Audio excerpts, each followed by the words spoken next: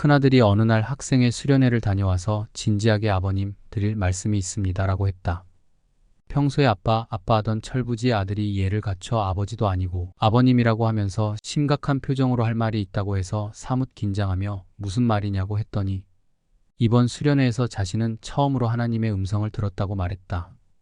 모태 신앙으로 뱃속에 있을 때부터 교회를 다닌 아이가 고3이 돼서야 난생 처음으로 하나님의 음성을 들었다니 소가 웃을 소리로다 해서 나는 하나님께서 너에게 뭐라고 말씀하시더냐고 물었더니 낙기야 내가 너를 사랑한단다라고 음성을 들려주셨다고 했다.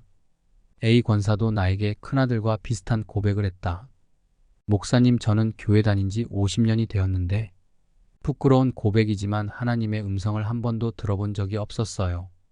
그래서 기도원에 가서 사흘 밤낮으로 기도하며 하나님 당신이 정말 살아계시다면 살아계신 증거를 보여주세요. 음성을 들려주시든지 산신령처럼 짠하고 나타나서 나 여기 있다고 말씀해 주세요 라고 기도했단다.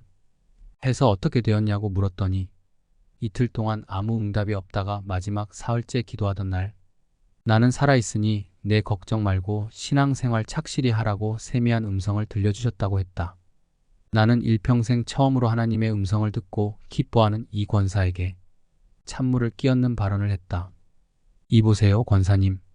저는 하루에도 수십 번 하나님의 음성을 듣는데 반평생 동안 고작 한 번 하나님 음성 듣고 우쭐합니까? 아니 우리 목사님은 매일 하나님의 음성을 듣는다고. 그것도 하루에 수십 번씩 뻥을 쳐도 정도가 있지 김구라 뺨치는 소리를 하고 있네 하는 표정을 짓는 A 권사에게 나는 어느 은사님의 일화를 들려주며 어떻게 하면 매일 하나님의 음성 들을 수 있는지 그 비법을 전수해 주었다. 신학대학원에서 만난 B 교수님은 미국으로 유학을 떠나기 한 달여 전에 A 권사와 비슷한 고민을 했다. 그는 신학을 좀 더 깊이 연구하기 위해서 조만간 가족을 동반하고 이역만리 미국으로 떠나는데 한 번도 하나님의 음성을 들어본 적이 없었단다. 그래서 하나님의 음성을 듣지 못한다면 유학도 포기하겠다는 비장한 각오를 갖고 일주일 동안 기도원에 올라가서 간절히 기도했다. 하나님 정녕 당신이 살아계신다면 음성을 들려주십시오. 처절하게 기도했다. 그런데도 무심한 하나님은 그의 기도에 응답해 주시지 않았다. 6일 동안 목이 쉬어라고 외쳐보았건만 하나님의 음성은 들리지 않았다. 너는 내게 부르짖으라 그리하면 응답하리라고 엘리야에게 했던 말은 다 뻥인가 하며 허탈해하고 있는데 마지막 날 하나님은 당신의 종의 마음에 큰 울림을 주셨다. 아들아 내 손에 나의 육성 녹음 테이프가 있는데 너는 왜 내가 음성을 들려주지 않는다고 그렇게 생떼를 쓰고 있니? B 교수는 강도사임에도 불구하고 그동안 엉뚱한 곳에서 하나님의 음성을 찾고 있었던 것이다. 신구약 성경 66권은 하나님의 육성 녹음 테이프다. 예수님의 생생한 목소리가 녹음되어 있는 녹취록이다. 우리 주님은 당신이 하시고 싶은 말씀, 우리에게 들려주고 싶은 음성을 죄다 여기에 녹음시켜 놓으셨다.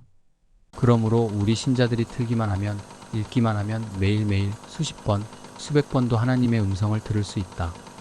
섭섭하게 들릴지 모르겠지만 나의 큰아들이 들었다는 내가 너를 사랑한단다. A 권사가 들었다는 나는 살아있단다.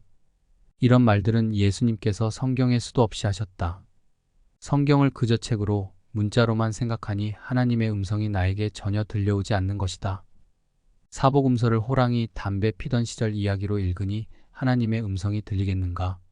꿈에 혹은 기도 중에 누군가의 음성을 들었다면 그게 꼭 하나님의 음성이라고 확신할 수 있는가?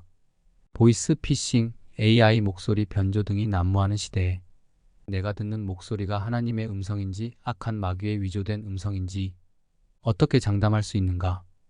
과거 성경 계시가 완성되지 않았을 때는 꿈으로, 환상으로 하나님께서 직접 음성을 들려주신 적이 있다.